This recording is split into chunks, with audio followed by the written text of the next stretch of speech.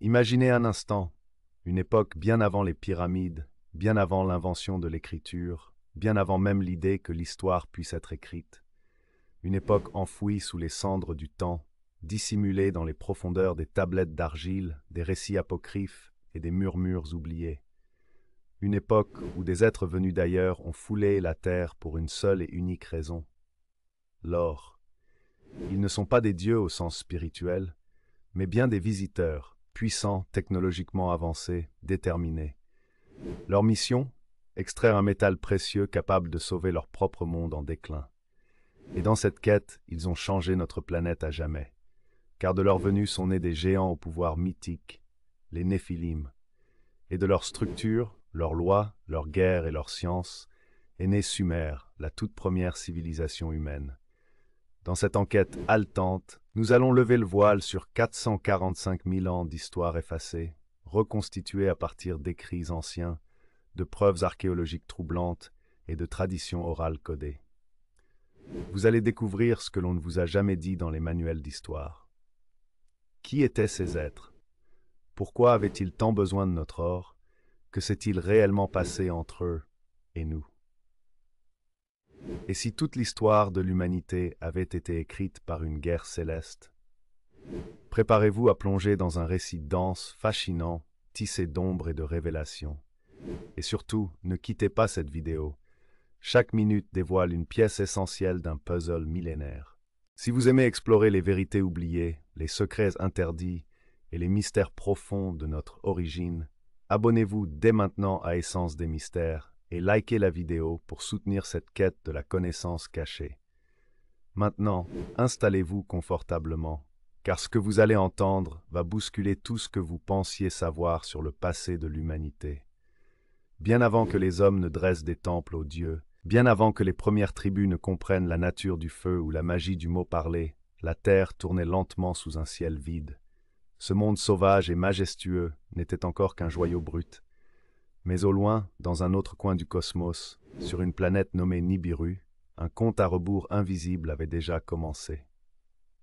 Nibiru, parfois appelée la 12e planète, tournait autour de notre Soleil dans une orbite si vaste qu'elle mettait 3600 ans à accomplir une révolution complète. Et sur cette planète, une civilisation avancée, puissante mais mourante, faisait face à un péril silencieux. Son atmosphère se désagrégeait. Les tempêtes étaient devenues meurtrières, le climat instable, les boucliers protecteurs s'affaiblissaient. Les savants nibiruans étaient formels. Seule une fine poussière d'or, projetée dans la haute atmosphère, pourrait stabiliser leur champ magnétique et sauver leur monde. Mais cet or était rare sur Nibiru. Il fallait le chercher ailleurs, loin, très loin. Et alors les regards se sont tournés vers la Terre. Le récit commence avec l'arrivée des Anunnaki, un mot sumérien qui signifie littéralement « ceux qui sont venus du ciel sur la terre ». C'était il y a environ 445 000 ans. Le premier à descendre fut Enki, fils du roi céleste Anu, scientifique et maître des eaux, porteur de secrets anciens. Avec lui, une équipe d'explorateurs, d'ingénieurs, de bâtisseurs, des êtres semblables aux hommes mais plus grands, plus forts, dotés d'une longévité immense et d'un savoir qui défiait notre compréhension. Ils n'ont pas atterri par hasard. Les tablettes sumériennes racontent qu'ils ont choisi un endroit stratégique, la région que nous connaissons aujourd'hui comme le golfe Persique, riche en ressources et baignée d'une lumière solaire constante. Là, ils bâtirent leur première colonie terrestre, Eridu, la maison lointaine, la toute première ville de l'histoire. Le but était clair: extraire l'or de la terre. Mais pas depuis les rivières ou les collines. Non. Ils visaient les profondeurs. Les mines d'Abzu, aujourd'hui identifiées dans les régions de l'actuelle Afrique du Sud, étaient leur cible principale. Mais à mesure que les mois devinrent des années et les années des siècles, un problème apparut. Les Anunnaki qui travaillaient dans les mines commencèrent à protester. Le travail était épuisant, les conditions infernales. Ils n'étaient pas faits pour ça. Ils étaient des êtres de commandement, pas de labeur. Les archives anciennes relatent une rébellion. Les ouvriers célestes posèrent les outils, encerclèrent le palais d'Enlil, frères d'Anki et administrateurs sévères de la mission, et exigèrent une solution. Ce moment, souvent relégué au mythe, marque en réalité un tournant fondamental, la création d'une race de travailleurs hybrides. Enki, avec l'aide de la déesse Ninursag, entreprit alors une expérience interdite. Il prit le génome d'un hominidé primitif, l'Homo erectus, et le modifia à l'aide de leur propre ADN céleste. Ce qui naquit de cette fusion, c'était l'homme. Dans les tablettes d'argile, on lit le mot Lulu Amelu, l'homme travailleur. Le premier prototype ne parlait pas. Le second était stérile. Le troisième vivait peu. Mais enfin, après plusieurs essais, un être hybride stable vit le jour. Il pouvait comprendre les ordres, manier des outils, extraire les minerais. L'humain, tel que nous le connaissons, serait donc né non pas d'une lente évolution, mais d'un projet de bio-ingénierie d'origine extraterrestre. Et l'or fut extrait. Transporté, envoyé. Des milliers d'années durant, les humains creusaient, transportaient, obéissaient. Certains diront que c'est de là que proviennent nos premiers instincts d'organisation hiérarchique, de sacrifice, de vénération. Mais ce qui devait n'être qu'un outil devint bientôt un problème bien plus grand. Car tous les Anunnaki n'avaient pas la même retenue qu'Enki. Certains, fascinés par les filles des hommes, choisirent de s'unir à elles. Et de cette union naquirent les Néphilim, les géants des âges anciens. Le livre d'Enoch les décrit comme terrifiants, dévoreurs de chair, destructeurs des lois naturelles. Ils apportèrent la guerre, la magie noire, des savoirs interdits. Ils enseignèrent l'usage des métaux, les secrets des plantes, les astres et les armes. Ils modifièrent à jamais le cours de l'humanité. Les Anunnaki, horrifiés par leur propre création incontrôlée, tentèrent de cacher cette erreur. Mais il était trop tard. La Terre était en train de changer, de se fissurer sous le poids de ces êtres surdimensionnés et des connaissances prématurées. Et pendant ce temps, dans le croissant fertile, une cité s'éleva. Une cité qui allait devenir le berceau des civilisations humaines. Sumer. Pourquoi la première civilisation humaine connue semble-t-elle surgir de nulle part, déjà dotée de l'écriture, des mathématiques, de la médecine, de la loi, de l'astronomie? Les Sumériens eux-mêmes ne disaient jamais avoir inventé quoi que ce soit. Ils affirmaient avoir tout reçu des dieux Anunnaki. Les archives de Nippur, de Lagash, d'Ur et d'Uruk sont claires. Ils décrivent des dieux qui venaient sur des chariots de feu, des tablettes du destin, des armes brillantes comme 1000 soleils. Les rois sumériens disaient ne régner que par délégation divine, leur dynastie étant le prolongement terrestre de l'autorité céleste. Les tablettes décrivent aussi une hiérarchie divine très stricte. Enlil, Enki, Inanna, Ninursag, Marduk. Chaque dieu avait sa cité, ses serviteurs, son temple. Et à chaque rite, l'écho d'une mémoire ancienne, celle d'un pacte entre ciel et terre. Ce récit est-il pur mythe? Ou est-il, comme certains chercheurs le pensent, la mémoire codée d'événements réels, transmise de génération en génération, puis gravée sur des tablettes à mesure que l'écriture apparaissait? Des archéologues ont découvert des mines vieilles de plus de 100 000 ans en Afrique du Sud, contenant des traces de techniques de forage avancées, des crânes gigantesques, des artefacts anachroniques et des structures alignées sur les constellations suggèrent que quelque chose de bien plus ancien et intelligent que l'humanité connue a jadis foulé cette terre. Pourquoi ces récits apparaissent-ils dans autant de cultures? De la Genèse aux tablettes d'Uruk, des Védas hindous aux textes égyptiens, en passant par les récits Dogon ou Maya. Pourquoi les mêmes figures, les mêmes étoiles, les mêmes secrets? Quelqu'un ou quelque chose? Essaie-t-il de nous rappeler ce que nous avons oublié? À mesure que la Terre prospérait sous le contrôle invisible des Anunnaki, un schisme éclata parmi eux. Un conflit idéologique et politique d'une violence cosmique. Car si certains, comme Enki, voyaient dans les humains des enfants imparfaits mais prometteurs, d'autres, comme Enlil, les considéraient comme de simples instruments, des bêtes de somme qu'il fallait garder à leur place. Le climat céleste devint lourd. Les rivalités entre frères se cristallisèrent. Et au centre de cette tension, un nom commença à s'imposer dans les textes anciens. Marduk, fils d'Enki, avide de pouvoir, rusé, implacable. Marduk était différent. Il avait grandi parmi les hommes. Il les comprenait. Il les voyait comme des outils, oui, mais aussi comme des armes. Là où ses pères voyaient en eux des esclaves, lui y voyait une armée, une force capable de soutenir son ambition. Car Marduk ne voulait pas seulement être un prince céleste. Il voulait régner sur tout, les cieux et la terre. Il voulait briser la mainmise de son oncle Enlil, contester les anciennes lois et imposer une nouvelle ère, un nouveau panthéon où il serait le Dieu suprême. Et pour cela, il devait se faire adorer par les humains. C'est dans ce contexte que sont nées les premières religions organisées, les premiers temples, les premiers prêtres. Marduk exigeait des rituels, des chants, des sacrifices. Il transforma la foi en une arme politique. Et pour chaque homme qui tombait à genoux devant lui, son pouvoir grandissait. Mais cette manipulation divine allait entraîner des conséquences dévastatrices. Le conflit entre les Anunnaki dégénéra. Marduk rassembla ses fidèles dans l'ancienne Babylone, la ville qu'il revendiquait comme sienne. Enlil, furieux, mobilisa ses propres forces. Ninurta, Ishtar, Inanna, Utu. Chaque faction divine prit position, et ce qui aurait dû rester une dispute familiale devint une guerre planétaire. Les textes sumériens parlent de armes terrifiantes, de vents de feu, de montagnes fondues, de mers bouillantes. Certains chercheurs y voient des descriptions codées de technologies nucléaires ou d'armes énergétiques utilisées dans les conflits célestes. Des zones comme la vallée de l'Indus, la région de la mer Morte ou le désert de Gobi présentent encore aujourd'hui des anomalies radioactives inexplicables. Cette guerre n'a pas seulement détruit des villes, elle a bouleversé les équilibres naturels.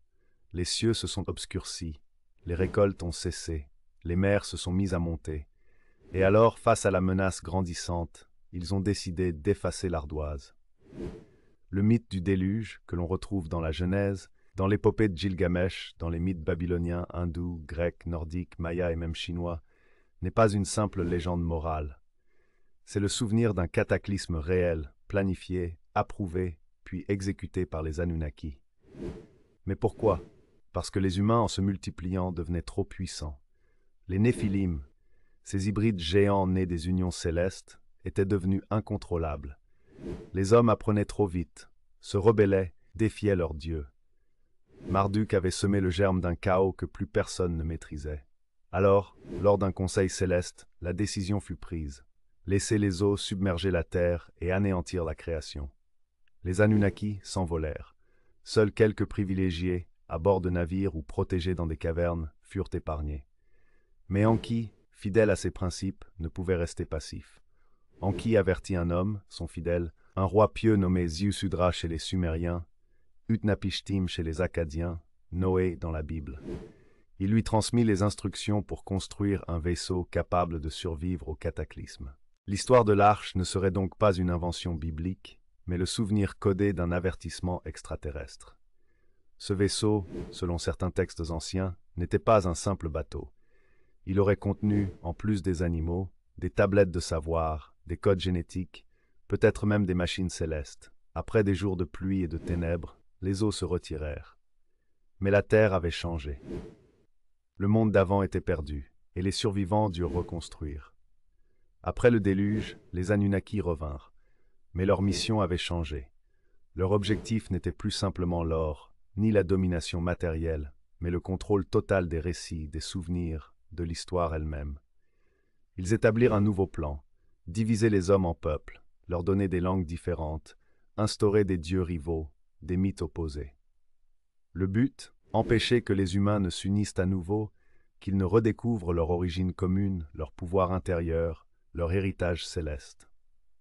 C'est ce que la tour de Babel symbolise, une tentative humaine d'unification et d'ascension, brutalement stoppée par des entités supérieures craignant leur propre création.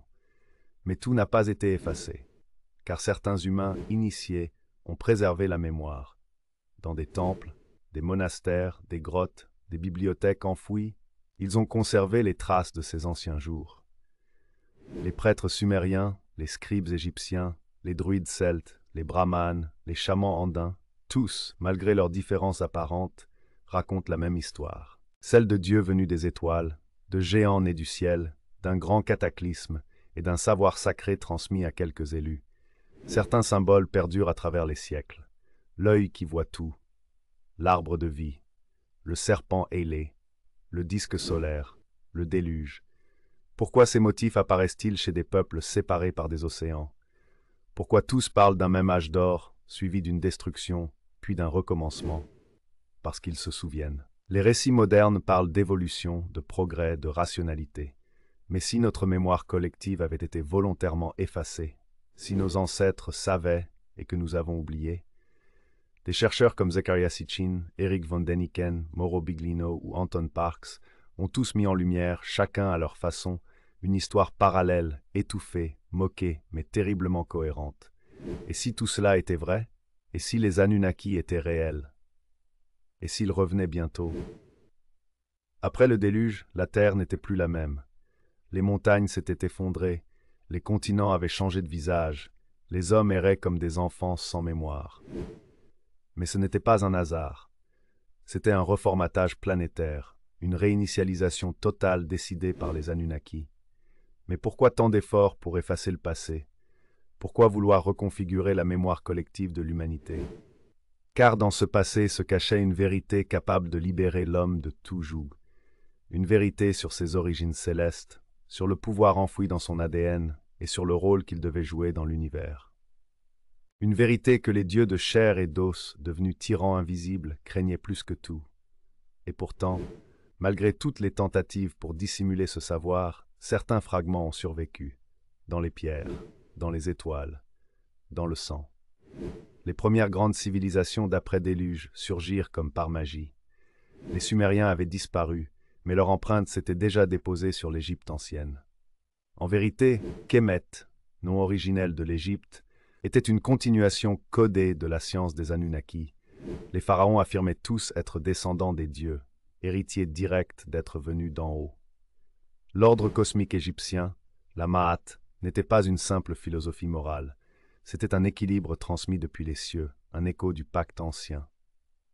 Mais surtout, au cœur du désert, un mystère subsiste, un code géant en pierre, les pyramides de Gizeh. Beaucoup pensent qu'elles furent des tombeaux, mais aucune momie royale n'y a jamais été retrouvée. Pourquoi alors ces structures monumentales, construites avec une précision défiant nos technologies modernes, seraient-elles orientées selon les constellations d'Orion, de Sirius et du Lion? Parce qu'elles n'étaient pas des sépultures. Elles étaient des balises, des transmetteurs, des machines spirituelles destinées à permettre aux âmes de retrouver leur origine stellaire. Sous le Sphinx, bien plus ancien que ce que disent les égyptologues classiques, se cache, selon plusieurs sources, une salle scellée contenant les archives de l'Atlantide, de Sumer et de Nibiru. Cette chambre des archives contiendrait les données de notre véritable histoire, codées dans des cristaux anciens. Pourquoi n'est-elle pas encore ouverte? Peut-être parce que ce n'est pas encore le moment. Le sang des Néphilim ne s'est pas éteint avec le déluge. Certains ont survécu, certains ont fusionné avec l'humanité. Et depuis, ce sang royal, ce code céleste, a été préservé dans certaines lignées.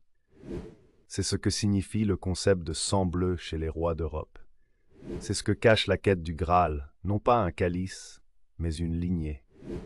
C'est ce que protège, selon certaines théories, la lignée mérovingienne, celle de David, ou même celle de certaines familles puissantes d'aujourd'hui. Dans l'ombre, des groupes comme les Illuminati, certaines branches ésotériques de la franc-maçonnerie, les gardiens du Vatican, ou même certains ordres secrets orientaux, savent.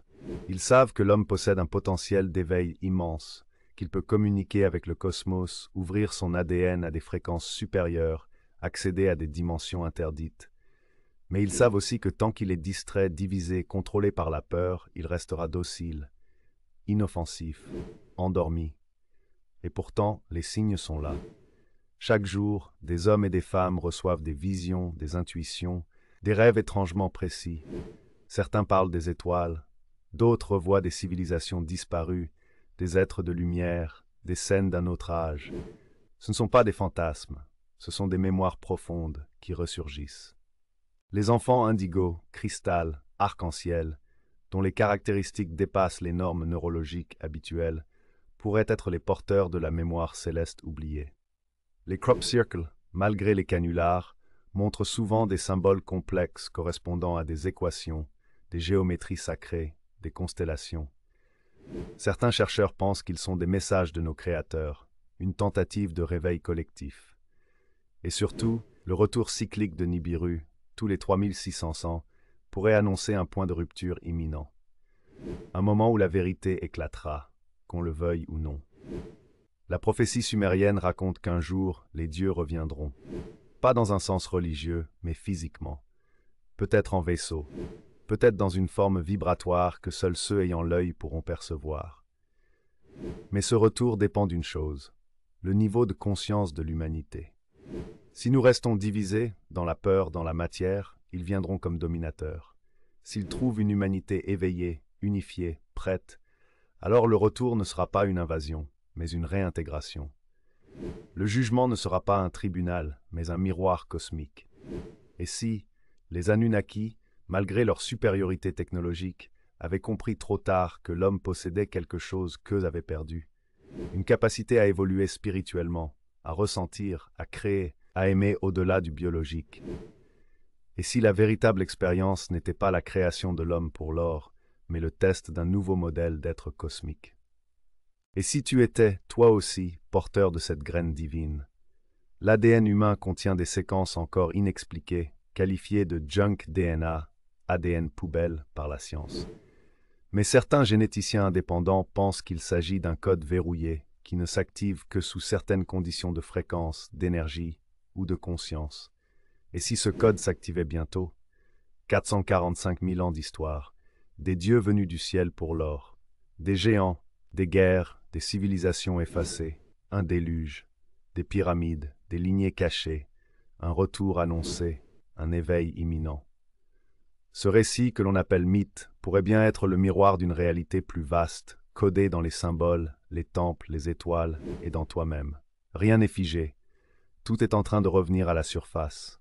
Et ceux qui entendent l'appel, ceux qui cherchent, ceux qui doutent des versions officielles, sont déjà sur le chemin du réveil. Tu ne regarderas plus jamais l'histoire, la religion ou l'univers de la même façon. Merci d'avoir suivi ce voyage jusqu'au bout. Si ce récit t'a parlé, intrigue, bouleversé, alors abonne-toi à la chaîne Essence des Mystères pour ne pas manquer les révélations à venir. Like cette vidéo si tu veux qu'on continue à explorer ces vérités oubliées. Et partage en commentaire. As-tu déjà ressenti que ton histoire réelle était bien plus ancienne et étrange que ce qu'on t'a raconté? Ce n'est pas la fin, ce n'est que le début.